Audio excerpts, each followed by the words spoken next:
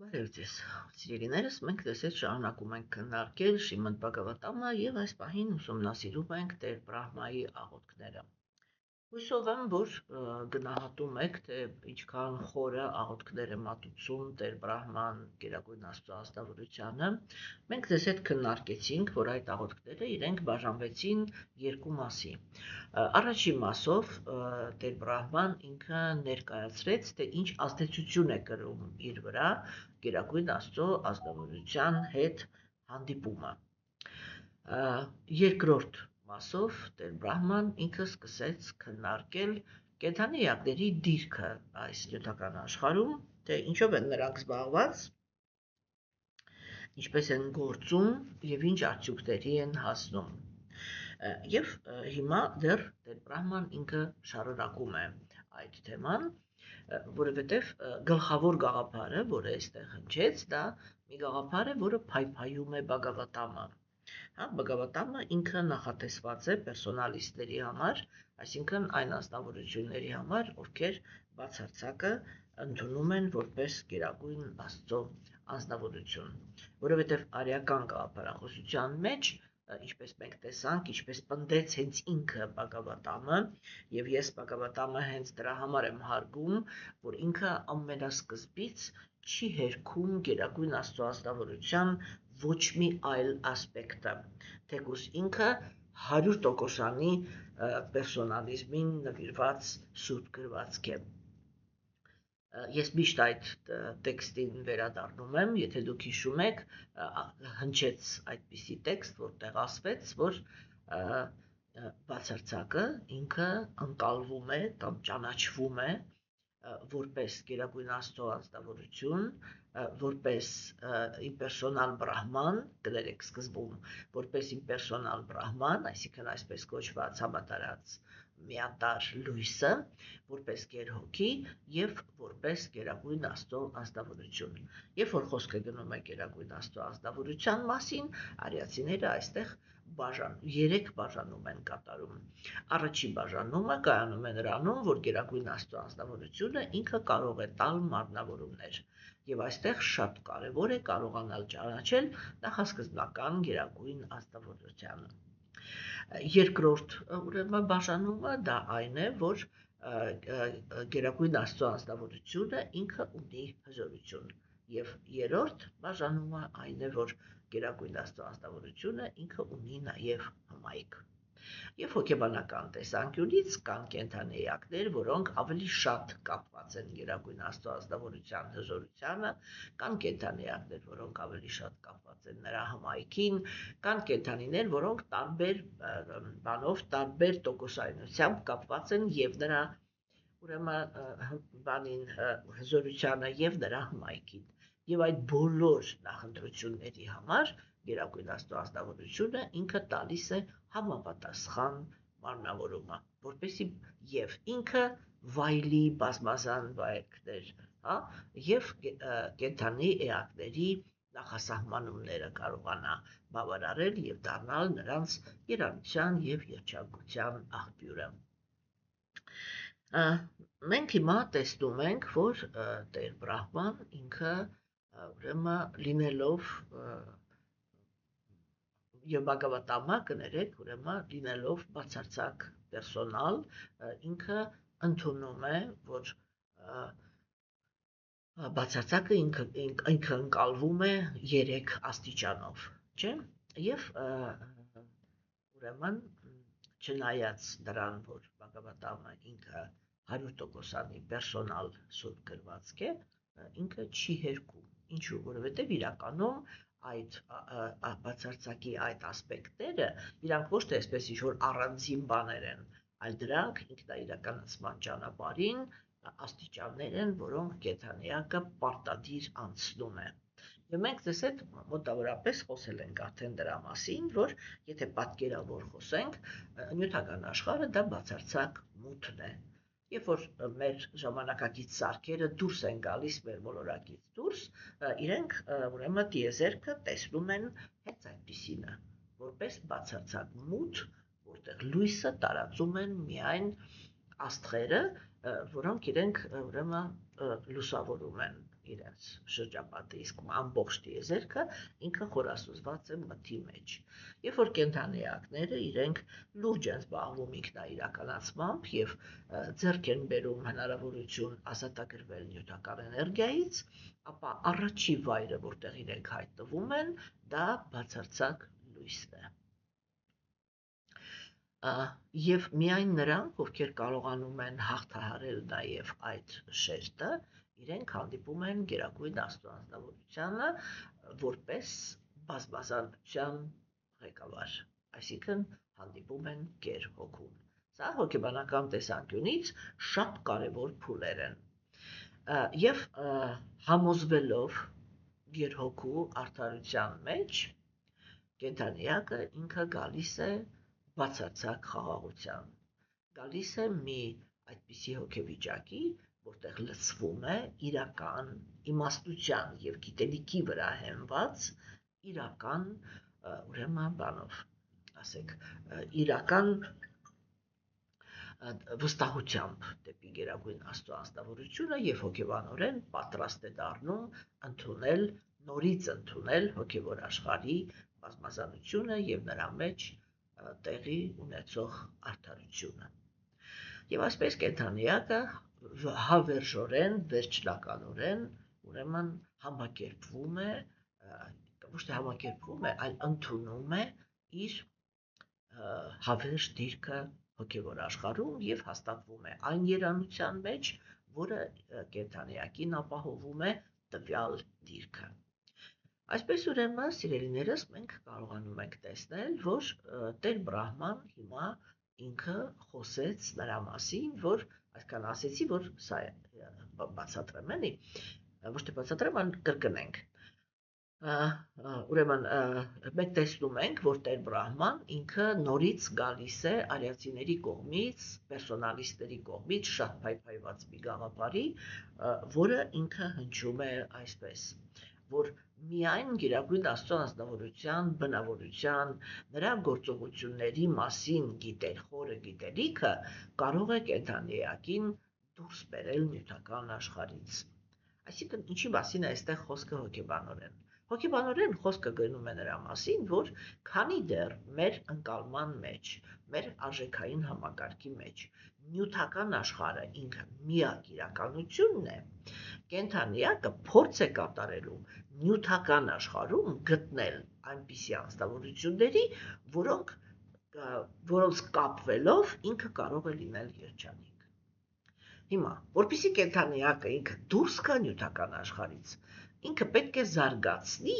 նյութական աշխարհից դուրս ապրող կենդանիակների հանդեպ կապվածություն։ Այսինքն ինքը պետք է գնահատի նյութական աշխարհից դուրս ապրող կենդանիակներին որպես հրապուրելի, որպես ազնվորություններ, որոնց հետ իրապես կարելի է լինել երջանիկ։ Եվ ուրեմն, սիրելիներս, չէ, այստեղ շատ ամենակարևոր գործոնը դառնում է հենց այդ գիտելիքը։ Եվ այն կրոնը, այն գաղափար, ոչ թե կրոնը, այլ այն գաղափարախոսությունը հոգևոր, որը իր մեջ պարունակում է գիտելիք Գերագույն Աստծո ազնվորության մասին, միայն այդ գաղափարախոսությունն է, որը իր մեջ ունի պոտենցիա ռեալ աշխատել կենդանիակի կապվածությունների հետ եւ շեղել իրեն նյութական աշխարհից։ Հասկանում եք։ Այո, իհարկե, քանի դեռ չկա Աստծո մասին գիտելիքը, կենդանի էակը, այսպես ամենածայրահեղ դեպքում, կարող է մտածել միայն նյութական աշխարհում դրախտային մոլորակների մեջ կյանքի մասին։ Ինչու՞,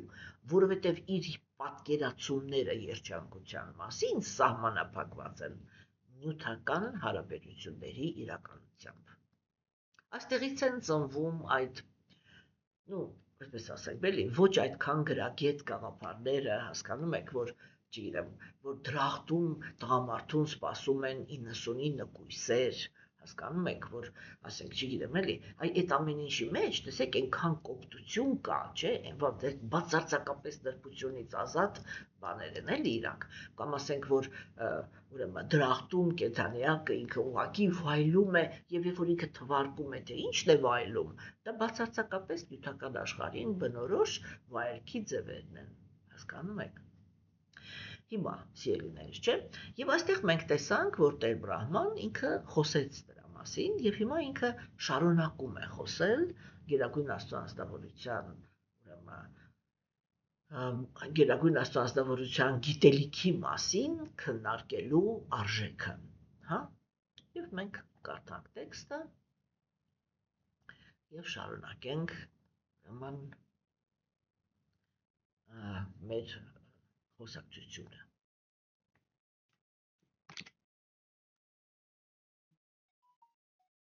Ես բացեմ տեքստերը, ուրեմն Շիմոն Բաղավատամ տեքստ բան 3-րդ երգ 9-րդ գլուխ 11-րդ տեքստ։ Ով իմ Տեր, քո նվիրալները իրենց ականջներով են քեզ տեսնում, երբ քո մասին պատմություններն են լսում։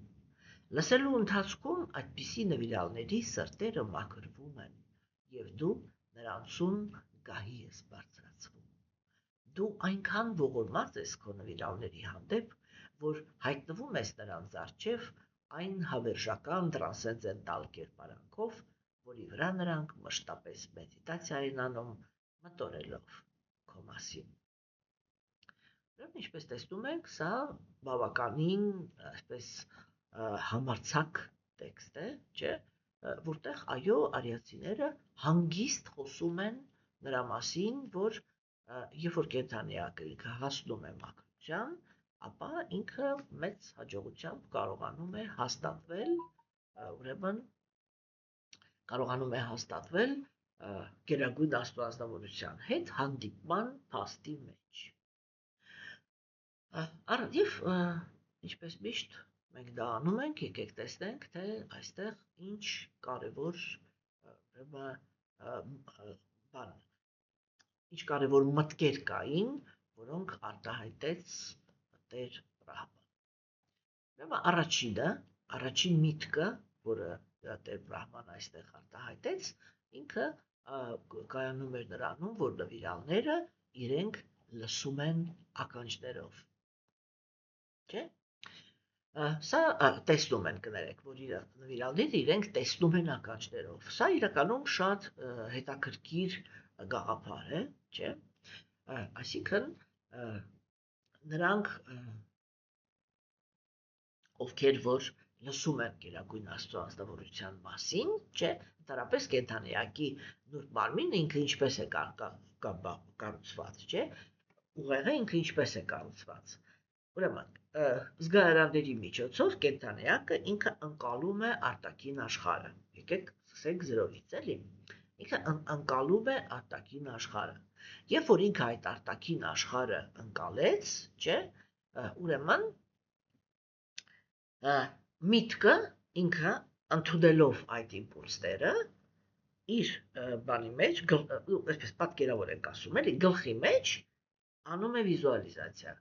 Այսինքն ստեղծում է այդ կերպարի գալագրաման, ինչի մասին ուզում է խոսքը գնա։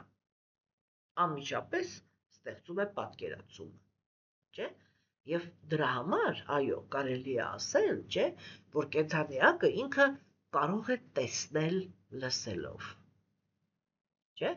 Եվ սա թվում է, որ սա պարադոքս է, որտեղ այս տեքստը ինքը բացահայտեց Բhakti յոգայի այդ պարադոքսալ բանը, որ ազնվորությունը ինքը սկսում է տեսնել Գերագույն Աստծո անձնավորությանը, լսելով նրա մասին։ Հասկանում եք։ Տեսեք, ընդհանրապես նյութական աշխարհը ինքը կենդանիակը ինքը նյութական աշխարհում այդպիսի հոգեբանություն է ձեռք բերում, որ տեսեք օրինակ սովորական մարդը դա ասում է այսպես. մինչև աչքս չտեսնի, չեմ հավատա։ Չէ՞։ Բայց ինքը հավատալ խոսքը ենթադրում է, որ դու պետք է ինչ-որ մի բան ընդունես, որը կակրազ աչքդ չի տեսնում, որտեղ երբ որ աչքդ տեսավ, դու ոչ թե հավատում ես, այլ իմանում ես, որ այդ երևույթը ինքը կա, չէ՞։ Այսինքն, նյութական աշխարհում համարվում է, որ ազնվորությունը ինքը սկզբից պետք է տեսնի։ Այստեղ ուրեմն Տեր Բրահման ինքը թվարկում է ուրիշ հաջորդականություն։ Ինքը ասում է, սկզբում կենդանիակը պետք է Գերագույն Աստծո ազնվորության մասին լսի, չէ՞։ Հիմա եւ հետո ինքը նկարագրեց process-ը։ Այսինքն, երբ որ կենդանիակը ինքը լսում է Գերագույն Աստծո ազնվորության մասին, դա բացում է իր սիրտը։ Նյութական աշխարհում հատկապես աստվածամերժության դարաշրջանում, չէ՞, ինչու հատկապես, որովհետև երբ որ խոսքը գնում է հատկապես այն կենդանիակների մասին, որոնք իրենք բանում են, էլի, ցածր գոյավիճակների ազդեցության տակ են։ Այսինքն նրանք, ովքեր որ թշնամաբար են վերաբերվում ուրիշ կենդանիակներին, եւ նրանք, ովքեր ձգտում են ուրիշ կենդանիակներին ներգրավել իրենց զգայական վայելքի մեջ, այսինքն օգտագործել, որպեսզի վայելեն իրենց կյանքը, չէ՞։ Հիմա տեսեք, սիրելիներս, էլի, ուրեմն, երբ որ այս դա ինքը տեղի է ունենում, չէ՞, կենդանիակի սիրտը ինքը իրականում փակվում է։ Հիմա չենք քննարկում, թե ինքը իրենից ինչ է ներկայացնում։ Հիմա քննարկում ենք, թե ինչ է կենդանիակի հետ տեղի ունենում, երբ որ ինքը հանդիպում է։ Երբ որ ինքը հանդիպում է տգիտության, այսինքն թշնամակի եւ կրքի գոյավիճակի մեջ գտնվող կենդանի էակներին։ Այդպիսի կենդանի էակները, չէ, մարդուն կամ ֆիզիկական կենդանի մարդուն չէ մենակ, կամ ֆիզիկական մակարդակի վրա, կամ հոգեբանական մակարդակի վրա, այսպես ջարդ ու փշուր են անում, չէ, մարդուն, եւ տառապանք պատճառում։ Նրանք, ովքեր որ թշնամանքի հիմքը ունեն, հիմա մենք թշնամանքի հիմքի վրա նոր կոնֆլիկտ ունենք, չէ, եւ իրականում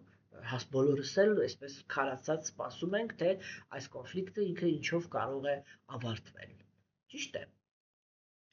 Եվ թեկուզ եւ շատ ծանոթ սցենար է, չէ, չեմ կարող չասել, որ ակնհայտ է, չէ, որ այնպես ամբողջ աշխարհը ինքը այսպես հանգիստ նայում էր, որովհետեւ կոպիտ ասած կարելի է ենթադրել, որ պայմանավորվածություններ կային եւ այդ քայլը ինքը այսպես համընդհանուր համաձայնության քայլ էր, այսինքն մի ինչ-որ շատ մեծ ծրագրի մաս էր, երբ որ Ղարաբաղը պատերազմի ժամանակ հանձնվեց Ադրբեջանին, չէ, եւ ամբողջ աշխարհը ինքը սահմանափակվեց միայն տկլոր կոչերով եւ ոչ մի բան իրենցից չներկայացնող խոսակցություններով եւ ժողովներով։ Հիմա տեսնում ենք, որ կատարվում է նույն բանը։ Եվ երբ որ ռետորիկան ինքը այնպիսին է, ինչը որ համընկնում է դեմոկրատիայի օրենսդրությանը, իսկ գործողությունները իրենք լցված են թշնամությամբ, չէ, մենք կարողանում ենք հասկանալ, որ սա տգիտության գոյավիճակի մեջ ծավալված գործողություններ են, որտեղ ինչ-որ մի կողմը իրականացնում է իր թշնամանքը, չէ։ Հիմա տեսեք, սիրելիներս, այսինքն թշնամանքի հիմքի վրա մարդիկ իրար անասելի տառապանքներ են պատճառում։ Հասկանում եք։ Ընդ որում, ես միշտ սա քննարկում եմ, որ աստվածաբեժության դարաշրջանում մենք հիմա այս պահին ապրում ենք այն դարաշրջանում, որտեղ ասենք ագրեսիվ կենդանիակները իրանք ոչ թե միայն ագրեսիվ են, այլ եւ խորամանկ են։ Եվ դրա համար ոչ մեկ չի կարող հասկանալ, թե իրականում որտեղ ինչ է կատարվում, չէ՞։ Բայց բոլոր դեպքերում, երբ որ մենք հանդիպում ենք ագրեսիվ կենդանիակների, ագրեսիվ կենդանիակները կամ ֆիզիկական ցավ են պատճառում ազնվորությանը, կամ հոգեկան։ Հասկանում եք, չէ՞։ Եվ ուրեմն այս հանգամանքը ինքը շատ կարևոր հանգամանք է, որպեսզի մենք հասկանանք, թե ինչպես է կենդանիակի սիրտը փակվում։ Կենդանիակը առաջին անգամ, երբ որ ամեն ազնվորություն, գիտեք ինչպես է, էլի դրա այդտեղ հիմա չմտնենք, հա, եւ այսպես ասեմ, կենդանիակը, երբ որ ինքը առաջի անգամ ինչ որ մեկին նվիրում է իր սերը, Եթե նա ում ինքը նվիրել էր այդ սերը էգոիստ է, իսկ աստվածամերժության դարաշրջանում հիմնականում ծնվում են էգոիստները, չէ՞, եւ հատկապես եթե նա տգիտության եւ կրքերի գոյավիճակների ներկայացուցիչ է, չէ, ես չեմ ասի աստեցության տակ, որտեղ դա ստացվում է, որ գոյավիճակն է ազդում, որ մարդը ինքը այդպիսինն է, ոչ, մարդը ինքը այդ գոյավիճակի ներկայացուցիչն է, այսինքն դա իր ներքին ընտրությունն է, հասկանում եք, չէ՞, եւ ուրեմն եթե ազնվորությունը ինքը տգիտության կամ այսինքն թշնամանքի կամ կրքերի գոյավիճակի ներկայացուցիչն է, չէ՞, ինքը այդ անմեղ սիրո հետ այնպես է վարվում, չէ, որ կենդանիակի սերը հենց սկզբից ուղղակի ջարդ ու փշուր է լինում։ Դրանից հետո աստվածամերժության դարաշրջանում, դրանից հետո ազնվորությունը կամ հուսահատվում է եւ այլևս երբեք եւ ոչ մեկին ուղղակի ի վիճակի չի սիրել, որովհետեւ իր սիրո պոտենցիան այնպես է վնասվել, որ դա հնարավոր չի հավաքել, չէ՞, կամ ինքը ինչ-որ մի ձևի այսպես, եթե այնտեղ ինչ-որ մի բան կենդանի է մնացել, իր ամբողջ մնացած կյանքում մարդ է բան գալիս,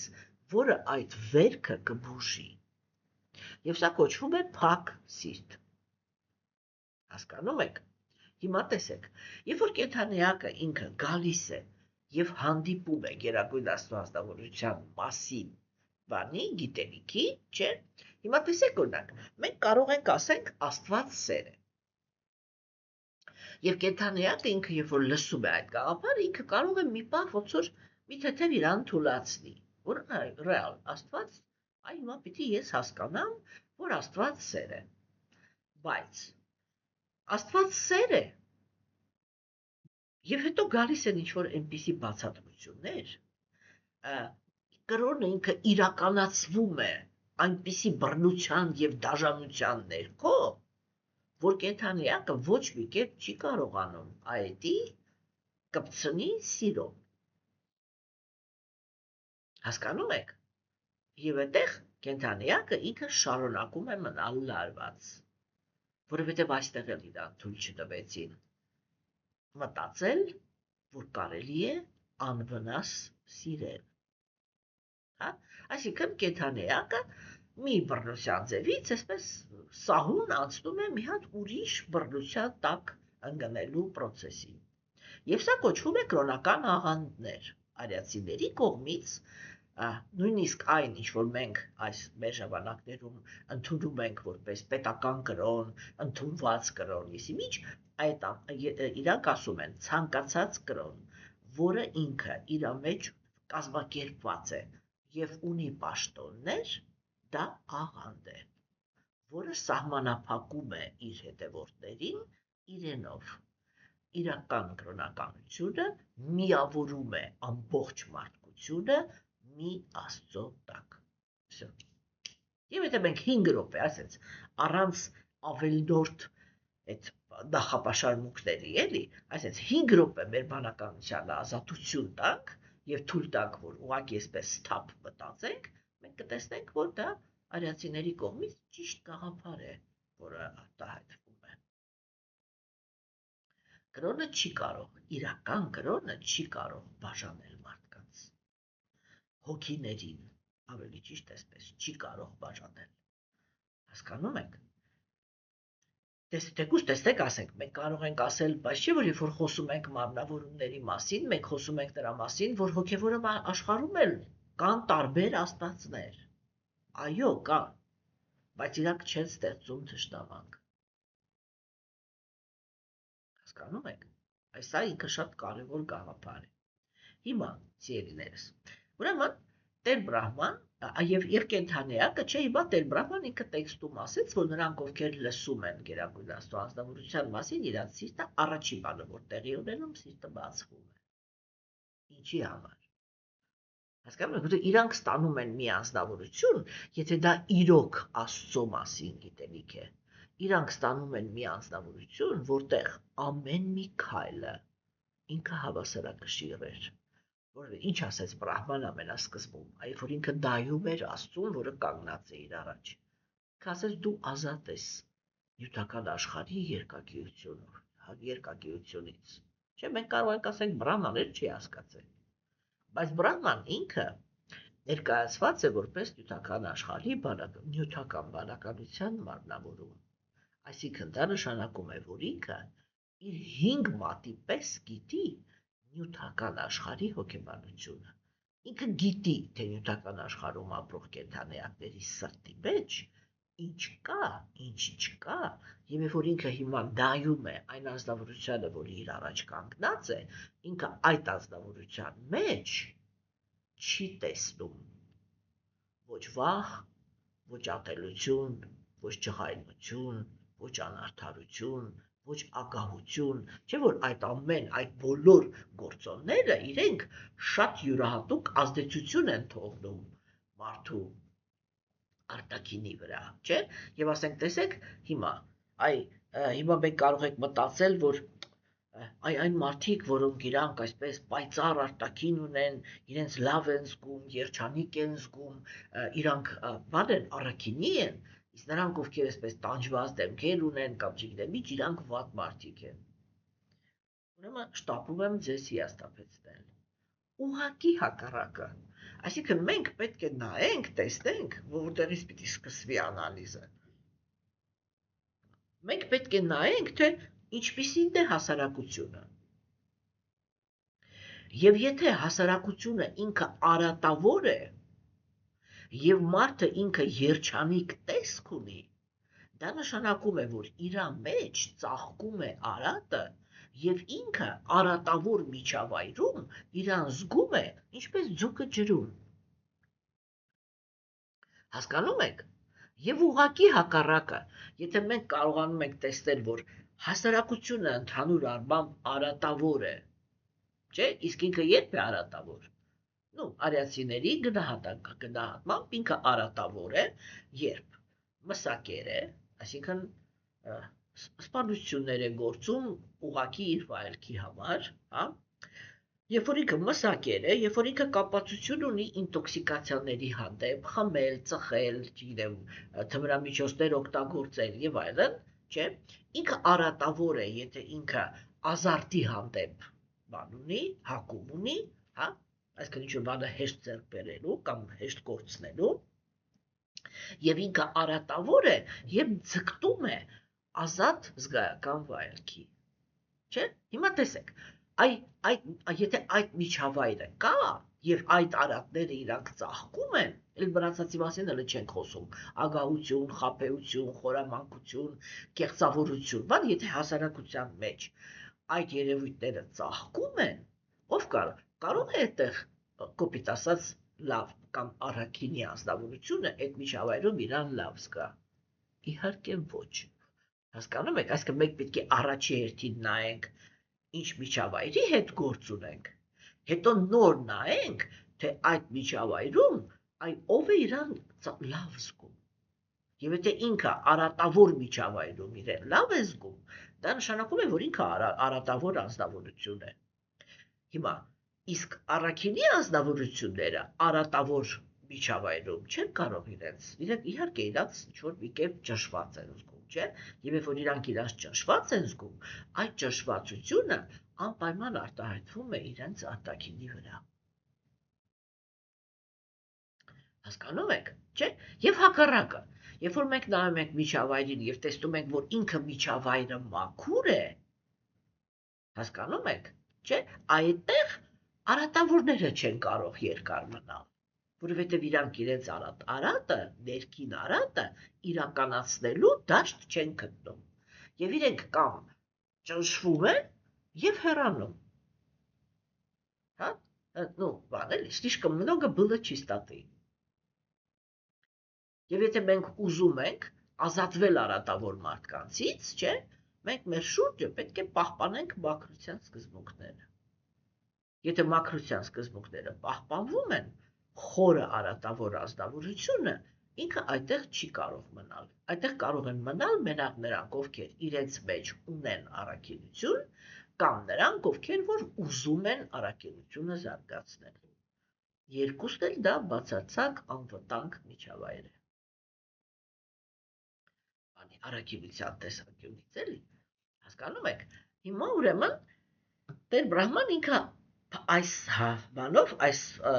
հաստատումով, երբ որ ինքը ասեց սիրտը բացվում է, չէ, սա նշանակում է, որ նյութական աշխարհում կենդանիակի սիրտը փակ է։ Երբ որ ինքը կրկնում եմ շփվում է թշնամանքի եւ կրքերի, գոյավիճակների, ներկայացուցիչների հետ։ Ինչու՞։ Որովհետեւ թշնամանքի գոյավիճակի ներկայացուցիչները իրենք վատ են վարվում կենդանիակի սրտի հետ, պայմանավորված այդպես ասենք, հա, իսկ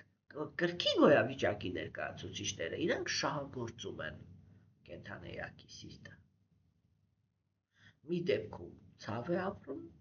մյուս դեպքում հիասթափություն։ Սիրտը փակվեց։ Եվ եկանք հանդիպեցինք իրական Աստծուն։ Հասկանում եք, այ որ հանդիպեցինք իրական Աստծուն, չէ, հոգեբանությունը լրիվ փոխվում է, որովհետև այնտեղ ներկայացվում է այն ազնվորությունը, որը այնպիսի բնություն ունի, այնպիսի բնավորություն ունի, այնպիսի արարքներ է կատարում, չէ, որտեղ կենդանիակը ինքը հասկանում է, որ իր սիրո ունակությունը գտնվում է անվտանգ ձեռքերում։ Հիմա այդ անվտանգ ձեռքերումը, չէ, իրականում հոգևոր գիտելիքը, այ Աստծո մասին գիտելիքը ինքը ունի երկու շատ կարևոր բնորոշ գիծ։ Առաջինը դա նա է, որ այդ գիտելիքը ինքը շատ խորն է։ Հոգեբանության տեսանկյունից դա ահավոր խորը, ահավոր բարդ գիտելիք է, որովհետև ամեն ինչ այնպես չի, ինչպես որ այսպես մակերեսորային թվում է։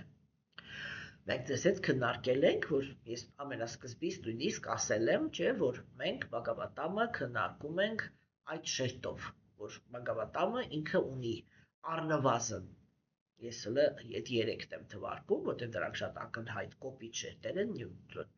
նորբերը հələ հանգիստ ենք թողնում, առնվազն 3 շերտ։ Հա, առաջինը դա ինֆորմատիվ շերտն է, երբ որ մենք ուղղակի կարդում ենք եւ տեղեկանում ենք, թե ինչ է եղել, ինչպես է եղել, ով ինչ արեց, ով ոնց արեց։ Երկրորդը դա գաղտնի իմաստի շերտն է։ Մենք Բագավատամը դիտարկում ենք առաջի 2 շերտերը խառնած իրար, այսինքն մենք կարդում ենք բնօրինակ տեքստերը, չէ՞, այսինքն տեղյակ ենք լինում իրադարձությունից եւ հետո քննարկում ենք դրա իմաստը։ Պարզ է, որ в первом приближении, հա, կարելի է քննարկել եւ շատ ավելի խորը, բայց միանգամից այդքան մեծ խորությամբ քննարկելը սա իմ բացարձակ անիմաստ գործ է։ Հա։ Հիմա տեսեք, եւ երրորդ շերտը դա Աստծո կենդանիակի եւ Աստծո հարաբերությունները վերականգնելու ուրեմն գործընթացն է։ Այսինքն առաջի շերտով տեղեկացնում է, երկրորդ շերտով մաքրում է սիրտը, երրորդ շերտով վերականգնում Աստծո հետ հարաբերությունները։ Հա, մենք ձեզ հետ քննարկում ենք առաջի եւ երկրորդ շերտերը։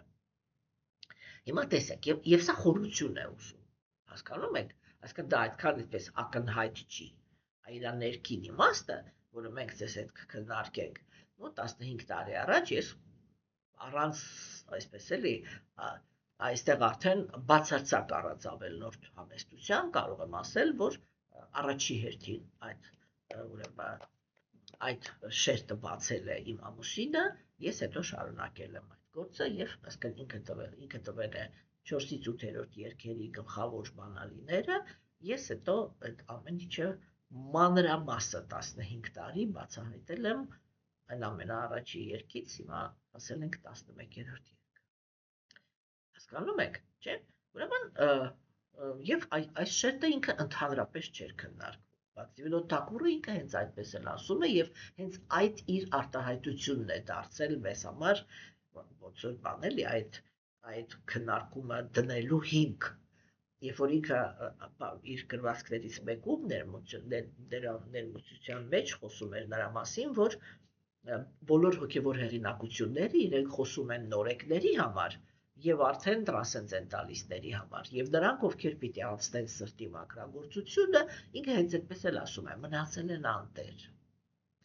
Եվ կա մի փոքրիկ գրքույկ, որտեղ ինքը տվել էր գլխավոր բանալին, թե այդ սրտի մաքրագործման շերտի մեջ ինչպես է պետք մտնել եւ ավելացրել հետագայում իմ պրպտուն աշակերտը ինքը կմանրամասնի այս գիտելիքը։ Ես անկեղծ փորձ եմ կատարել լինել այդ աշակերտը, ինչքանով է դա ինձ հաջողվել, դա վերջնականում մարդկությունը կորոշի, բայց այս պահին ես մինչև իմ վերջի շունչը ծառայելու եմ այդ գործին, որովհետև ինձ համար ես հասկանում եմ այդ շերտի բացահայտման կարևորությունը հոգևոր կյանքում։ Սա իրականում շատ մեծ բաց թողում է, չէ, երբ որ սրտի մաքրագործման process-ը ինքը փակ է մնացել, այսինքն ոչ մեկ չի քննարկել,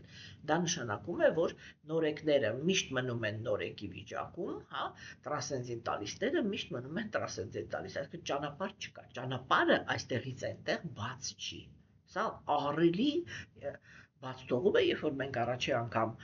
կարդացինք այդ պնդումը, մենք ուղղակի ցնցվել էինք, թե սա ինչի մասին է ընդհանրապես խոսքը, չէ՞։ Եվ այո, իհարկե, տրվեցինք այդ process-ին եւ Աստծո ողորմածությամբ հույսով եմ, որ պատվով այդ խնդիրը լուծվում է այս պահին։ Հասկան արդեն ինքը 80%-ով արդեն ասված է եւ բոլորը այդ գիտելիքից օգտվում են։ Հա, հիմա տեսեք սիրելիներ, չէ՞։ Ուրեմն, երբ որ այդ շերտի, այդ հասկացողության շերտի մեջ պիտի մտնվի, որովհետև արտաքինից, չէ, գերագույն աստվածավորության քայլերը իրանք կարող են լինել այնպես, որ կենդանիակը ինքը կարող է չընկալել։ Օրինակ, ասվում է դրա մասին, որ գերագույն աստվածավորությունը, երբ որ եկել էր մեր բոլորակ, որպես Տեր Շի Քրիշնա, հա, ինքը ապրում էր Վրինդավանում, որտեղ ապրում էին այն կենդանիակները, որոնք կապված են միայն եւ միայն իր հմայքին, եւ որոնց հետ գերագույն աստվածավորությունը ունի շատ խորը, հա, շատ խորը սիրային հարաբերություններ, 5 հարաբերությունների մեջ, ծառայողական, ընկերական, ուրեմն ծանոթության կներեք, այսինքն նեյտրալ հարաբերությունների, ծառայողական, ընկերական, բարեկամական եւ սիրային։ Իրադարձությունները դասավորվեցին այնպես, որ Տեր Շի Քրիշնան ինքը պետք է Վրինդավանից դուրս գար մի այլ քաղաք, որտեղ պետք է շատ կարևոր խնդիրներ լուծվեին կրոնականությունը հաստատելու համար։ Եվ ինքը թողեց Վրինդավանի ապրողներին, այլևս երբեք այնտեղ չվերադարձավ, հա, եւ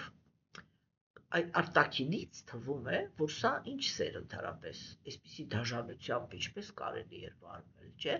Եվ նկարագրություններ են գնում, որ Վրինդավանի ապրողները իրենք այսպես դեպրեսիայի մեջ ընկան, եթե ժամանակակից լեզվով խոսանք, չէ, իրանք ընկան դեպրեսիայի մեջ, ընդհանրապես կյանքի իմաստը կորցրեցին եւ այլն, մշտական տխրության մեջ եւ ապրում էին միայն նրանով, որ հիշում էին, թե ինչքան երջանիկ էին, երբ որ Քրիշնայի հետ ապրում էին Վրինդավանում։ Եվ տեսեք արտաքինից, սա թվում է, որ գերագույն աստվածավորությունը, ես անկեղծ ասում եմ, ես առաջի անգամ, երբ որ սա կարդացել եմ, հենց այդպես էլ ընկալել եմ։ Եվ ահավոր վրդովված էի, թե ինչպես կարելի էր Վրինդավանի ապրողների հետ, որոնք այսպես էլի ռուսերեն ասում են դուշի նիչայելի, հա, այսինքն էլի ասենց իրանց հոգուց ավել սիրում էին Աստծուն, այդպես կոպիտ իրանց հետ վարվել։ Հասկանում եք, չէ՞։ Բայց երբ որ ազնվորությունը ինքը ասենք հասունանում է հոգևոր կյանքում, այդ շերտերի իմաստներն է սկսում հասկանալ եւ այլն, ամեն ինչը ձեռք է բերում բացարձակապես այլ ուրեմն բան։ Դրա համար այստեղ շատ կարևոր է, ոչ թե միայն կարևոր է, որ ինքը գիտելիքը լինի, այլ եւ կարևոր է, որպեսզի լինեն հոգևոր այն հեղինակությունները, որոնք գալիս են անմիջապես հոգևոր աշխարհից եւ որոնք մեզ բացատրում են, թե իրա որ քայլը նյութական աշխարհում ինչ իմաստ ուներ, չէ՞։ Հիմա սիրելիներս, չէ՞, եւ այստեղ ուրեմն հիմա Տեր Բրահման ինքը նկարագրեց, չէ, որ շարանը ինքը այդպիսին է, որ լսողությունը ինքը առաջին հերթին բացում է սիրտը։ Երբ որ սիրտը բացվեց, կենդանի էակի մոտ ինքն իրան սկսվում է այդ սրտի, այսինքն սիրելու պոտենցիայի առողջացման գործընթացը։ Ամեն մի քայլով, երբ որ կենդանիակը ինքը շփվում է այն մշակույթի, այսինքն այն կուլտուրայի հետ, որով իրար հետ շփվում են հոգևոր անձնավորությունները, ինքը ամեն անգամ այդ է զգում, որ դա բացարձակ համընկնում է իր հոգու սպասումների, իր հոգու պահանջների հետ։ Հասկանում եք, չէ՞։ Եվ տեսեք, այսպես կամաց այդ գիտելիքը մաքրագործելով հասնում ենք մի կետի։ Որն է այդ կետը, որ կենդանիակը ինքը իր միտքը դառնում է պարզ։ Հասկանում եք։ Հիմա ինչ է նշանակում կենդանիակի սիրտը դառնում է պարզ։ Ընդհանրապես, չէ, եթե մենք ասենք քննարկում ենք այդ թեման լուրջ, չէ, ուրեմն մենք պետք է հասկանանք, որ այդ միտքը ինքը իրականում միշտ պարուրված է լինում տարբեր տեսակի վախերի, կապվածությունների եւ ատելությունների հիմքի վրա, չէ, միտքը ինքը ձևավորում է ինչ-որ պատկերացումներ այս աշխարհի մասին։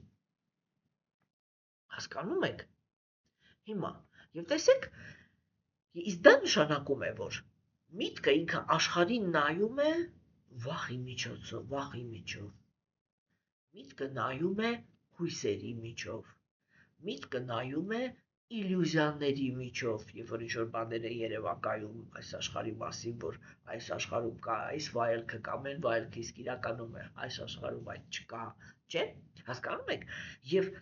իրականում ոնց որ էլի, իրականությունը, ազնվորությունը ինքը այդ իրական կյանքը չի կարողանում ընկալել։ Հասկանում եք, ինքը ընկալում է սկսել свою պրիզմու, իր ակնոցի աչքերի, ապակիների գույնի համապատասխան։ Հիմա, երբ որ կենդանիակը ինքը սկսում է լսել Աստծո մասին, չէ, իսկ Աստծո գիտելիքը ինքը մենք ձեզ հետ քվեարկել ենք, թե ինչ թեմաներ պիտի դիտարկի, չէ, դա նյութական աշխարհի ֆիզիկական եւ հոգեբանական կառուցվածքն է։ Այո, եթե այդ գիտելիքը կա, մենք ուրիշ կերպ ենք, չէ, սկսում նայել աշխարհին։ Հասկանում եք, օրինակ ես մեծ բավականություն եմ ստանում, երբ որ շատ եմ ուրախանում, երբ որ նրանք ովքեր որ լսում են մեր դասախոսությունները, այսպիսի դեպքեր են եղել, երբ որ ինձ ասենք խանութում են մոտեցել կամ ինչ-որ միտեղ մոտեցել են, որ մենք լսում ենք ձեր դասախոսությունները, ինչքան հաճելի է ձեզ տեսնելը կամ չգիտեմ ինչ, չէ, ու ասենք երբ որ այդ հանգամանքն են շեշտում, ես մեծ երջանկություն եմ զգում, երբ որ ես հարցնում եմ, ասում եմ, իսկ ինչ-որ մի օգուտ կա, որ դուք լսում եք այդ գիտելիքը, եւ իրանք առաջի հերթին ասում են, իհարկե, մենք բացարձակ այլ կերպ ենք հիմա նայում աշխարհին։ Չէ, եւ լիքը բաներ, որը ընդհանրապես այս աշխարհի մասին չէինք հասկանում, հիմա հասկանում ենք։ Դա իմ արժեքը չի, չէ, դա գիտելիքի արժեքն է։ Հասկանում եք։ Չէ, եւ այո, հոգեվոր գիտելիքը ինքը պետք է պարունակի ֆիզիկական եւ հոգեբանական կառուցվածքի գիտելիք, նյութական աշխարհի վերաբերյալ եւ հոգեվոր աշխարհի վերաբերյալ։ Ինքը պիտի իր մեջ պարունակի հոգու մասին գիտելիք եւ Աստծո մասին գիտելիք։ Հա, եւ վերջում ինքը պետք է այս 4 գործոնները միավորի միտեղ։ Հասկանում եք, որովհետեւ ընդհանուր նկարը ընդհանրապես կենդանիակին դառնա պարզ։ Հասկանում եք, սիրելիներ, չէ՞, ուրեմն սա իրանք շատ կարևոր գործընթացներ են։ Եվ հիմա ուրեմն, երբ որ գերագույն ազնվորության մասին գիտելիքը կենդանիակը լսում է, այդպես հեղինակություններից, որոնք իրանք բացատրում են մեզ ներքին իմաստը, չէ՞, եւ մենք երբ որ խորասուզվում ենք այդ ներքին իմաստի մեջ, սիրտը առաջի հերթին բացվում է, հենց որ ինքը բացվեց, իր մեջ սկսում են այդ շերտերը, վախի շերտերը սկսում են հեռանալ, անարդար կապվածություններն են կոռեկտվում, անարդար ատելություններն են կորեկտվում, չէ, ասենք իլյուզիաներն են վերանում, շփոթություններն են վերանում, եւ քանի գնում է կենդանիակի միտքը ինքը պարզվում է, այսինքն իր ապակիները, որով ինքը նայում է աշխարհին, դառնում են թափանցիկ, հասկանում եք, եւ ինքը դուրս է գալիս բոլոր տեսակի աղավաղումներից, որով ինքը աշխարհը ընկալում էր, հասկանում եք, եւ երբ որ այդ ամեն ինչը տեղի է ունենում եւ սիրտը մաքրվում է, ամենակարևորը վերջում մաքրվում է էգոիզմից, չէ, գերագույն Աստծո ազնվորությունը ինքը այդ կենդանիակի գիտակցության մեջ զբաղեցնում է, այսպես ասած, իր տեղը, այսինքն մենք հոգևոր աշխարհից դուրս գալուց առաջ գերագույն Աստծո ազնվորությանը, եթե էությունով ասեմ, հա, վռնդել ենք մեր գիտակցության մեջից։ Հասկանում եք, երբ որ մենք լսում ենք գերագույն Աստծո ազնվորության մասին, դա ընդհանուր առմամբ ընդհանրապես մի process է, երբ որ մենք իրան նորից բերում ենք եւ տեղադրում ենք մեր գիտակցության մեջ, չէ՞, եւ այդ process-ը ինքը տեղի է ունենում լսողության միջոցով, այսինքն հոգևոր ընկալումը ինքը սկսվում է ոչ թե աչքերից, այլ ականջներից, հասկանում եք, եւ դրա համար է, որ վակցիի մեջ լսողության process-ը ինքը ֆունդամենտն է, այսինքն առաջի ճիշտ քայլն է, որը պետք է կենդանիակը ինքը հոգևոր կյանքում կատարի, որպեսզի վերջնականում հիմա շատ կարևոր է հանդիպի Աստծուն, այնպես, ինչպես իրան հանդիպեց Տեր Բրահման։ Հասկանում եք։ Հիմա, եթե մենք ուրեմն խոսում ենք այս տեքստի հոգեբանական ազդեցության մասին, իսկ մենք մշտապես արդեն այդպես ենք խոսում, չէ՞։ Ուրեմն, եթե մենք խոսում ենք տեքստի հոգեբանական ազդեցության մասին, ապա մենք տեսնում ենք, որ այստեղ գիտակցության տրանսֆորմացիայի մասին է խոսքը։ Սկզբում մարդը ինքը ուղղակի լսում է Աստծո մասին պատմությունները, հա։ Այս этаպում, որովհետև դեռ չկա հասկացողություն, այլ կա ուղղակի պատմությունների լսողություն, կենդանիակը ինքը կարող է կասկածել, կարող է, այսպես էլի, փնտրտուքների մեջ ընկնել, ընտրություն չկատարել եւ այլն, հա, բայց կամաց, եթե կենդանիակը ինքը շարունակում է լսել Աստծո մասին գիտելիքը, ուրեմն տեղի են ունենում 3 փոփոխություններ։ Առաջի փոփոխությունը, որը խոսում է նրա մասին, որ լսողությունը ինքը ճիշտ ընթացքով է գնում, չէ՞, ուրեմն դա այն է, որ գիտակցության, չգիտեմ դա ոնց ասեմ, էլի, գիտակցության վրայից դուրս է գալիս էմոցիոնալ շերտը։ Այդ ինչ որ ես ասեցի, չէ՞, ինչ է վախը։ Վախը դա էմոցիա է։ Ինչ է հպարտությունը, չէ, դա էլ է, չէ, էմոցիոնալ շերտ է, երբ որ կենդանիակը ինքը հպարտություն է զգում։ Ուրեմն, մաքրվում է նախանձը։ Իրանք ոչ թե առաջի բանով իրանք սկսում են նվազել։ Երբ որ ազնվորությունը ինքը տեսնում է, որ իր մեջ նվազում են վախը, հպարտությունը եւ նախանձը, ինքը պետք է հասկանա, որ ինքը ճիշտ է լսում։ Այսինքն առաջի հերթին ինքը պետք է ընտրի, որ սա ճիշտ լսելու արժանի գիտելիք է, երբ որ արդեն գնահատեց, որ այստեղ իրոք այնպիսի գիտելիք կա, որ ուրիշ ոչ մի տեղ չկա, ու այս ցանկացած տեղ էլի, այ որ այդտեղ այնպիսի գիտելիք կա, որ ուրիշ ոչ մի տեղ չկա, չէ՞, ուրեմն այդ դեպքում ազնվորությունը ինքը շատ հանգիստ շարունակում է լսել, հա, եւ թե ինքը արդեն ճիշտ է լսում, ճիշտ գիտելիքը ճիշտ է լսում, թե ոչ, առաջի սիմպտոմը սա է, այդ էմոցիոնալ շերտը պիտի գիտակցության վրայից հեռանա, այսինքն պիտի սկսեն նվազել վախերը, պիտի սկսեն նվազել հպարտությունը, պիտի սկսեն նվազել նախանձը։ Հասկանում եք։ Եթե ազնվորությունը ինքը զգում է, որ հակառակը սրացում է գնում, հա, այսինքն իր մեջ ավելանում են վախերը, կամ հակառակը ինքը դառնում է ավելի հպարտ, կամ հակառակը դառնում է ավելի նախանձ, Չէ, սա միանգամից խոսում է նրա մասին, որ ինքը սխալ է լսում, այսինքն ինքը անկեղծ չի լսողության ընթացքում եւ թույլ չի տալիս, որպեսզի գիտելիքը մտնի, չի թույլատրել սիրտը։ Հասկանում եք։ Հաջորդ սիմպտոմը, որը ինքը խոսում է նրա մասին, որ կենդանիակը ինքը ճիշտ լսողության process-ի մեջ է, դա ուշադրության ստաբիլացումն է, էլի չգիտեմ հայերեն ոնց ասեմ։ Այսինքն, ազնվորությունը ինքը մինչև հոգևոր կյանքը, հատկապես աստվածամերժության դարաշրջանում, մինչև հոգևոր կյանք մտնելը, իր միտքը ինքը մշտական թափառում էր որտեղ ասես, չէ՞։ Ինքը մտածում էր ինչ ուզում էր, ոնց ուզում էր, այսպես կոպիտ ասած, պայմանավորված վիճակում միտքը ինքը այսպես կենդանիակի քթից բռնած իրան ման է տալիս, չէ՞ որտեղ ուզում է։ Հասկանում եք։ Հոգևոր գիտելիքը ինքը ֆիքսում է ուշադրությունը։ Հասկանում եք։ Եվ այ հաջորդ սիմպտոմը, որ ազնվորությունը ինքը ճիշտ գիտելիքը ճիշտ է լսում, կայանում է դրանում, որ ինքը իրան բռնում է նրա վրա, որ իր միտքը ստաբիլ կենտրոնացած է գիտելիքի վրա։ Ինչի համար, որ կիրառի։ Հասկացաք։ Հա, եւ երրորդը, որ կենդանիակը ինքը պիտի հասկանա, որ ճիշտ գիտելիքը ճիշտ է լսում, իր մեջ կամած ձևավորվում է գերագույն Աստծո անձնավորության կերպարը, թե ինքը ինչպիսին է բնավորությամբ, ինչպիսին է արտաքինով եւ այլն եւ այլն։ Հա, ուրեմն էմոցիոնալ բանի շերտի մաքրագործում, կենտրոնացման ստաբիլացում եւ ներքին այդ բաների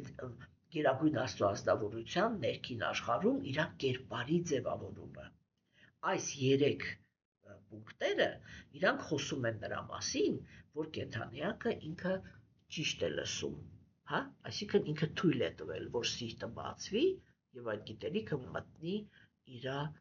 ուրեմն սրտի մեջ։ Եվ դրա համար է, որ Բhagavatam-ը ինքը միշտ դա է շեշտում, որ լսողությունն է ինքը ձևավորում այն ներքին կերպարը, որին վերջնականում կենդանիակը այսպես առերես տեսնում է։ Հասկանում եք, չէ՞։ Հիմա եթե մենք խոսում ենք սրտի արդեն մաքրագործման, որտեղ ինքը ասեց սրտը պիտի բացվի, չէ՞։ Ուրեմն ընդհանրապես, եթե խոսում ենք արդեն սրտի մաքրագործման տեսանկյունից, ապա լսողության ընթացքում առաջին հերթին, երբ որ մենք գիտելիք ենք լսում, չէ, դա նշանակում է վիդյան ինքը դուրս է մղում ավիդյային, այսինքն գիտելիքը դուրս է մղում տգիտությունը։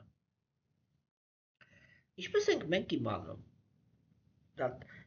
ինչ-որ տգիտություն էր, որը մենք ընդունում ենք, թե դա իրոք գիտելիք էր։ Շատ պարզ։ Երբ որ մենք գիտելիքը կիրառում ենք, այսինքն երբ որ մենք փորձում ենք այդ գիտելիքի միջով նայել ինքներս մեզ եւ աշխարհին, նկարը, կարտինը, դա, այս պատկերը, հա, պատկերը ինքը պարզ է դառնում։ Եվ դուք ասում եք, վայ, այդ ինչ որ դա դաժե մտքից ծայրով չէր անցնում, որ սա իրականում այսա է։ Դες իրոք այդպես է։ Այսինքն դուք սկսում եք դուրս գալ տգիտությունից եւ ինչ որ բաներ պարզ տեսնել, թե իրականում այստեղ ինչ է կատարվում, այդտեղ ինչ է կատարվում։ Հասկանում եք։ Եվ տեսեք, այստեղ ինքը կա մի հատ շատ կարևոր քայլ։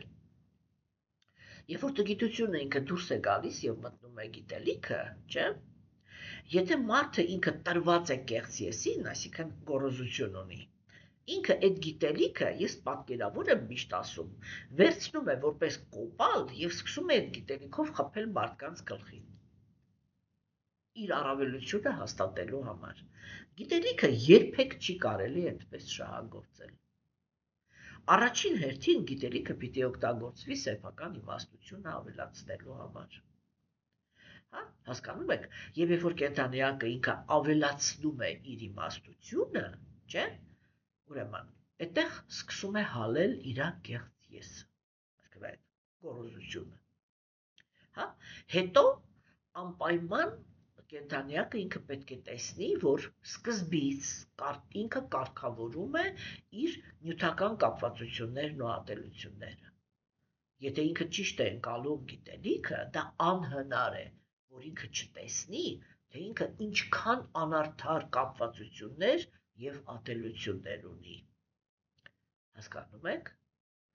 Եվ ճանաչելով Գերագույն Աստծո ազնվորությանը գիտելիքի միջոցով, կենդանիակը կամաց ազատվում է իր ամենագլխավոր վախից,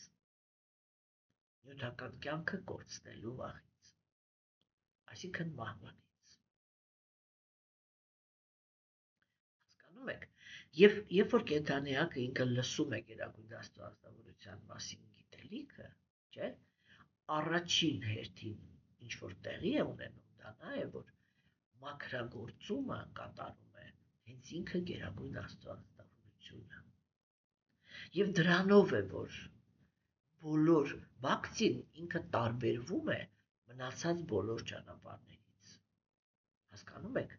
որտեղ մնացած բոլոր ճանապարհներում կենդանիակը ինքը մաքրագործվում է միայն իր սեփական ճիգերի հաշվին։ Բhakti յոգայի մեջ իհարկե կան եւ սեփական ճիգերի անհրաժեշտություն, բայց հիմնական փոփոխությունները կատարվում են Գերագույն Աստծո ազնվորության ողորմածությամբ։ Հասկանում եք։ Եվ այ որ կենդանիակը ինքը սա հասկանում է, ինքը դադարում է կեղծ ճիգեր գործադրել, դադարում է ինքը իրան տանջել, հա, միշտ զբաղված է դրականով եւ թույլ է տալիս, որպեսզի Գերագույն Աստծո ազնվորությունը մաքրի իր սիրտը։ Իսկ Գերագույն Աստծո ազնվորությունը դա անում է նրա հաշվին, որ կենդանիակը ճանաչում է իրեն։ Հիմա ցանկացած տեքստ, ինչպես ես դա միշտ ասում եմ, չէ, կարելի է հասկանալ ճիշտ եւ օգտագործել հոգեվոր զարգացման համար, եւ կարելի է հասկանալ սխալ, հա, եւ չորացնել հոգեվոր կյանքը։ Մենք ձեզ հետ քննարկեցինք, թե ինչպես կարելի է այս տեքստը հասկանալ, որպեսզի փափուկ եւ գրագետ զարգանալ հոգեվոր կյանքում։ Հիմա քննարկենք, թե իսկ այս տեքստում ինչ վտանգավոր գաղափարներ կան, որոնք եթե ազնվորությունը ինքը սխալ հասկացավ, չէ՞։ Ներողություն եմ խնդրում ընդհատման համար, ես այս պիտի պայման պատասխանեի։ Եվ այսպես ուրեմն, ինչպես կարելի է այս տեքստը հասկանալ սխալ, հա։ Ուրեմն գոյություն ունի մի քանի այսպես ստանդարտ սխալներ, որոնք իրենք կարող են տեղի ունենալ։ Առաջինը վերաբերվում է հենց անմիջապես լսողության ուրեմն process-ին։ Ինչի մասին է այստեղ խոսքը։ Խոսքը գնում է նրա մասին, որ գոյություն ունի, արիացիները իրենք առաջ են քաշում լսողության հետ վերաբերյալ երկու գաղափար։ Առաջինը դա մեխանիկական լսողությունն է։ Ինչ է նշանակում մեխանիկական լսողություն։ Դա այն լսողությունն է, երբ որ դուք մեխանիկորեն, օրինակ հիմա ասենք, հենց այս պահին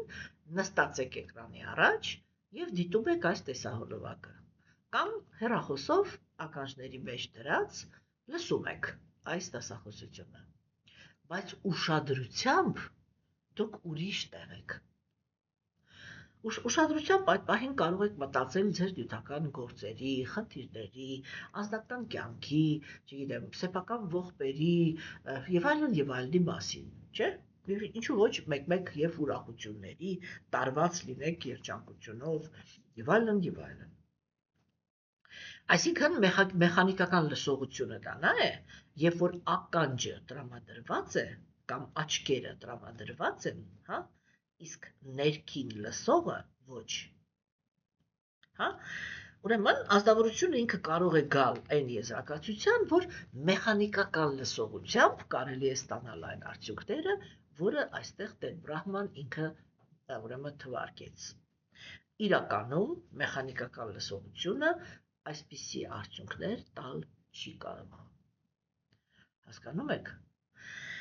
Լսողությունը պետք է լինի, եթե հիշում եք, Բհագավատամի առաջի տեքստերում Սուտա Գոսվամին կամ Վեսադևան ինքը քննարկեց այդ խնդիրները, չէ՞, որ Բհագավատամի լսողություն կամ ընդհանրապես լսողությունը, որպեսզի ինքը տա արդյունք, ինքը պետք է լինի ուշադիր եւ կենտրոնացած։ Հա, հիմա երկրորդը դա հորինված տեսողությունն է։ Այսինքն տեսնել Աստծուն չի նշանակում հորինել իր կերպարը։ Հասկանում եք, տեսեք ունագի, որ ազնվորությունը ինքը իր բանականությամբ, ասեք, լսեց գիտելիքը, չէ, հիմա փորձում է պատկերացնել։ Երբ որ ինքը փորձում է պատկերացնել, մեր ուղեղը ինքը այդպես է սարքված։ Ինքը գալագրաման է ստեղծում, որպեսզի մենք այդ պատկերը տեսնենք, թե մենք ինչպես ենք պատկերացնում։ Եվ այդ գալագրաման շփոթել Գերագույն Աստծո ազնվորության տեսողության հետ չի կարելի։ Իսկ այդ ամենահաճախը հենց դա են անում, հասկանում եք, երբ որ Աստծո մասին բանել էր հորինված, ոչ թե հորինված, այլ պատկերված կերպարը իրենց ներսում տեսնում են, հա, եւ մտածում են, որ հանդիպել են Գերագույն Աստծո ազնվորությանը։ Ուրեմն ինչպես ենք սա ճանաչում։ Գերագույն Աստծո ազնվորության հետ հանդիպումը անպատրաստ հոգու համար անհնար է։ Այսինքն Գերագույն Աստծո ազնվորության հետ կարելի է հանդիպել միայն հոգին բացարձակ մաքրության աստիճան բերելու շնորհիվ։ Սա առաջինը։ Երկրորդը, նյութական աշխարհում ապրող կենդանի էակը, երբ որ ինքը հանդիպում է Գերագույն Աստծո ազնվորության հետ, իր նյութական մարմինը այդ հանդիպումը չի կարող դրան դիմանալ։ Կենդանիակը ինքը ուշաթափվում է, կենդանիակի զգայարանները խառնվում են իրար, ինքը այնպիսի մի իրավիճակի մեջ է ընկնում, հասկանում եք, որ կողքից կարելի է մտածել, որ ինքը կամ էպիլեպսիկ է, կամ հոգեկան հիվանդ։ Նյութական մարմինը չի ընկալում, չի կարող դիմանալ հոգևոր օբյեկտին։ Հասկանում եք, դրա համար պետք է բաց լինի կենդանիակի հոգևոր ընկալումը։ Ուրեմն, այդ հորինված, այդ պատկերացումի համապատասխան բանը, կերպարանքները տեսնելը, չէ, դա մտքի հորինվածքն է, հա։ Երբ որ խոսքը այստեղ է գնում, նրա մասին, թե ինչին է հանդիպել Բրահման, չէ, դա հոգևոր ընկալման բաց վիճակն է, որը ինքը առաջանում է միայն եւ միայն բացարձակապես մաքրագործված սրտի մեջ։ Հասկանում եք։ Երկրորդը դա նա է, որ կարելի է բhakti յոգան ինքը ընկալել միայն հոգեբանության տեսանկյունից։ Հասկանում եք, այսինքն որ այսա էսպես է, դա այնպես է, ինչ-որ մասերի բաժանել, անալիզի ենթարկել, չգիտեմ ինչ, բայց տեքստում Տեր Բրահման ինքը պարզ ասեց, որ մաքրագործումը ինքը տեղի է ունենում, որովհետև Գերագույն Աստծո ազնվորությունը մտնում է այդպիսի կենդանի էակի սրտի մեջ։ Հիմա տեսեք, այստեղ մենք դուք կարող եք ասել, Ատաջարչի, դուք ինքներդ ձեզ հակասեցիք։ Դուք ասեցիք, որ Գերագույն Աստծո ազնվորությանը կարելի է հանդիպել միայն մաքուր վիճակում, իսկ հիմա ասում եք, որ կենդանի էակի սիրտը մաքրագործվում է, որտեղ Աստված մտնում է այդ սրտի մեջ։ Այս երկու գաղափարը ոնց համընկնենք։ Ուրեմն, առաջինը դա նա է, որ Գերագույն Աստծո ազնվորությունը ինքը մտնում է սրտի մեջ, որպեսզի մաքրի, մտնում է որպես իր մասին գիտելիք։ Երկրորդը դա նա է, որ երբ որ այդ գիտելիքը կենդանիակը ներս է թողնում, իր մեջ տեղի է ունենում մաքրագործում, հա, եւ Գերագույն Աստծո ազնվորությունը, եւ կենդանիակը կներեք ինքը ի վիճակի է լինում Գերագույն Աստծո ազնվորությունը տեսնել։ Հասկանում եք։ Այսինքն այս տեքստը ինքը խոսում է նրա մասին, որ մարդը ինքը չպետք է շտապի, ինքը պետք է հանգիստ, ուշադիր և ստաբիլ լսի հոգևոր գիտելիքը։ Մարդը ինքը կարող է լսել ստաբիլ, բայց ոչ ուշադիր։ Կարող է լսել ուշադիր, բայց ոչ ստաբիլ։ Այդ ամեն ինչը դու ջարդում է գործընթացը, հա, այսպես ասենք, էլի, հա, երբ որ ազնվորությունը ինքը հստակ որոշում է ընդունում իր մեջ, չէ, որ ինչ որ մի քանակությամբ, թեկուզ ամենակիչ, այդ կես ժամ, 15 րոպե, բայց միշտ տրամադրելու է լուրջ լսողության process, այսինքն ուշադիր լսելու process-ին, չէ, այդ ժամանակ ուրեմն կենդանիակը ինքը կարող է հասնել արդյունքի։ Այսինքն կարևորը ոչ թե բանն է, էլի, այլ սկիզբը, ամենասկիզբը սկսվում է այնտեղից, որ կենդանիակը ինքը պետք է իրան հնարավորություն տա լսել Աստծո մասին։ Երկրորդ քայլը դա նա է, որ ինքը պետք է հոգ տանի, որ այդ լսողության process-ը չլինի մեխանիկական։ Հա? Երրորդը դա նա է, որ ինքը պետք է թույլ տա, որ այն ինչ որ ինքը հասկացել է, այդ հասկացածը մտնի իր սիրտը։ Հա? Եվ այսինքն այդպիսի գործընթացների շնորհիվ է, որ կենդանիակը ինքը թույլ է տալիս Գերագույն Աստծո ազնվորությանը գործել լսողության միջոցով։ Հա? Մեկ ասենք ինքը կարող է այնպես լինել, որ կենդանիակը ինչ-որ մի պահ այնպիսի անկեղծությամբ լսի գիտելիքը, որ այդ մի հատ այդպիսի լսողությունը իրան շատ ավելի շատ փոխի, քան թե այդ մակերեսային ինտելեկտուալ բաների մեջ մտնելը։ Հասկանում եք։ Ուրեմն այս տեքստը ինքը բավականին կարևոր, բավականին նուրբ տեքստ էր, չէ, որտեղ ուրեմն Տեր Բրահման ինքը նկարագրեց եւ սկիզբը եւ ընթացքը, հա, եւ արդյունքը։ Եվ ինքը շատ գեղեցիկ ասեց, որ ասեց դու նրանցում գահի ես բարձրանում, նրանց սրտերում գահի ես բարձրանում։ Այսինքն գնահատվում ես որպես ամենա անձնավորությունը, հա։ Եվ հիմա եկավ այդ ողորմածության մասը, որ դու այնքան ողորմած ես քո նվիրավորների հանդեպ, որ հայտնվում ես նրանց առջև այն հավերժական տրանսցենդենտալ կերպարանքով, որի վրա նրանք մասշտաբես մեդիտացիա էին անում, մտածելով քո մասին, հա, իսկ այդ որպեսզի կենդանիակը ինքը մտածի Գերագույն Աստծո ազնվորության մասին, ինքը պետք է Գերագույն Աստծո ազնվորության մասին գիտելիքը լսի։ Ինչով որ մենք հույսով եմ եւ զբաղված ենք եւ շատ հույսով եմ, որ արդյունավետ։ Այսօր այսքանը սիրելիներս,